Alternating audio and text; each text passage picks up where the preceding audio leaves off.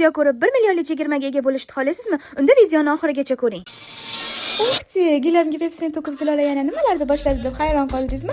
Bugun sizlar bilan Roboclean'da hamma funksiyalari bilan tanishib chiqamiz. Videoni oxirigacha ko'ring. Videoni oxirigacha ko'rganga sovg'am bor. Birinchi ishda gilamlarimni urib qoqib pilisos qilib olishdan boshladim. Keyin boshqa funksiyalari bilan tanishib chiqdim.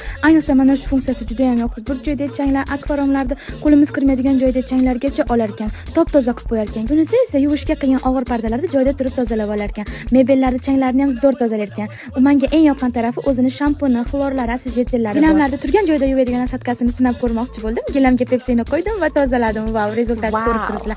Bo'lsa dedimda zelyonkani gilamga to'kdim. Rezultatini ko'rishlaring mumkin. Tortishini qaranglar. Umuman gilamda zelyonkani dog'i ham qolmadi. Super. Yuvadigan asatkasini ham sinab ko'rdim. Ko'ryapsizlarmi? O'zi yuvib, o'zi tozalab berar ekan. Endi Roboclean bilan uyimizda yog' hidi, noxush hidlar umuman bo'lmaydi.